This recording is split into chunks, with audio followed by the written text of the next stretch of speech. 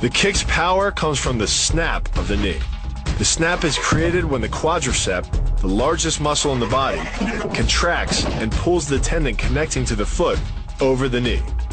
Using the knee as a pulley, the strength of the quad is enough to accelerate your foot to speeds close to 30 miles per hour.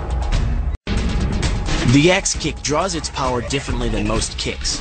Once your foot reaches the apex above your opponent's head, your body's momentum, combined with the ease of downward acceleration due to gravity, can reach speeds over 20 miles per hour.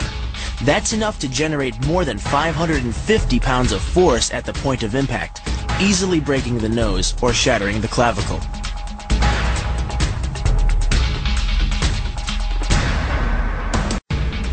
This move uses the same principle as a throw in judo, off-balancing your opponent and then using his momentum to send him down.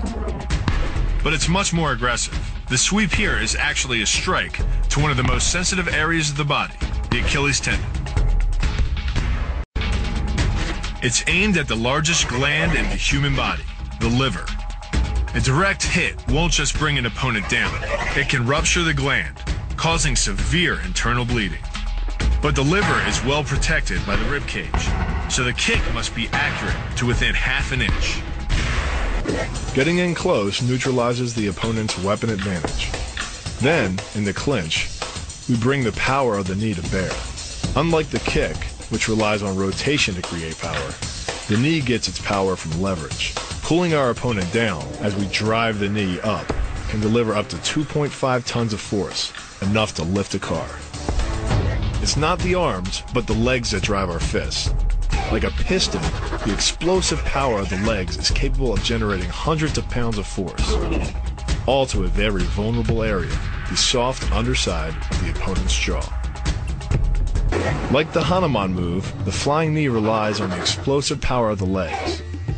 But rather than spread the power of our blow over two fists, it concentrates it into the spear point of the knee and combines it with the force of gravity. It's the equivalent of hitting our opponent in the chest with a sledgehammer. Unlike most kicks that land with the side, ball, or top of the foot, the gastrezin uses the heel to deliver the blow. This alignment of the heel, ankle, lower leg complex channels some 2,000 pounds of force into the opponent. More than enough to break a baseball bat. The higher you can lift your opponent in this move, the faster he'll hit the ground.